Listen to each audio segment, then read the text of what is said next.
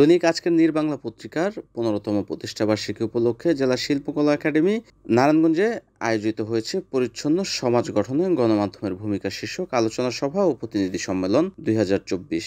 উক্ত অনুষ্ঠানে প্রধান অতিথি হিসেবে উপস্থিত ছিলেন বাংলা একাডেমির মহাপরিচালক কবি মোহাম্মদ নুরুল হুদা। উদ্বোধক হিসেবে উপস্থিত ছিলেন নারায়ণগঞ্জের মাটি ও মানুষের প্রাণপ্রিয় নেতা বীর মুক্তিযোদ্ধা প্রয়াত নাসিম ওসমানের সহধর্মিণী জাতীয় পার্টির প্রেসিডিয়াম সদস্য পারভিন ওসমান।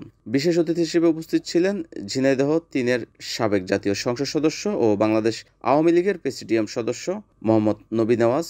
মুখ্য আলোচক হিসেবে উপস্থিত ছিলেন নারায়ণগঞ্জ কলেজের অধ্যক্ষ ডক্টর রুমন রাজা। বিশেষ অতিথি হিসেবে উপস্থিত ছিলেন কবি মুজিবুল হক কবির। উক্ত অনুষ্ঠানে সভাপতিত্ব করেন দৈনিক আজকের নির্বাংলা পত্রিকার সম্পাদক ও প্রকাশক এস.এম. ইমদাদুল হক মিলন। এ সময় বিভিন্ন গণমাধ্যমে কর্মরত সাংবাদিকরা এ সময় উপস্থিত ছিলেন। অনেক বেকার আছে, অনেক বেকারত্ব বেশি, অনেকে কাজ নেই, হয়তো ওরা পথে যেতে বাধ্য হয়।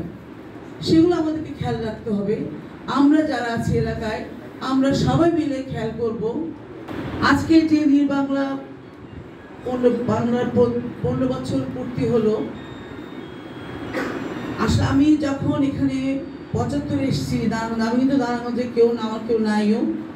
আমি বিয়ে হয়ে 75 নারায়ণগঞ্জে এসেছি। তখন আমার জানার মতে দুটো পত্রিকা ছিল, একটা হচ্ছে খবরের পাতা আর একটা ছিল শীতলক্ষা। আর কোনো পত্রিকা ছিল না। এখন মনে হয় কতগুলো জানি না, অনেক হবে, অনেক অনেক মানে হাতে গোনার বাইরে পত্রিকা এখন বেরিয়েছে। তো আমি একটাই অনুরোধ করব, যারা সম্বোধন করেন কিংবা যারা সাংবাদিক আছেন তাদের ভাইদের কাছে বলবো আমি, আপনারা যেখানে যেটা হবে ওই সত্য কথাটাই তুলে ধরবেন। কোনো কথা বাড়িয়ে কাউকে অসম্মান করবেন না, কাউকে ছোট করবেন না। এই একটা আবেদন আপনাদের প্রতি আমার রইল। আর আমি আসলে আমার ছেলে আজমির ওসমান সারা বাংলাদেশে, ওটা আমার ছেলে দেখে বলছি না, সারা বাংলাদেশে যে বিগত আন্দোলন গেল, অবরোধ এবং হরতাল, কোথাও আমি এই ঘটনা এগুলো শুনি নাই। আমার ছেলে 2 মাস সকাল থেকে রাত পর্যন্ত সারা নারায়ণগঞ্জ বন্দরবাসীকে পাহারা দিয়েছে। এখানে কোনো অরাজকতা হয় নাই, কোনো জ্বালাপোড়া হয়নি, কোনো সন্ত্রাসী হয়নি, কিছু হয় নাই।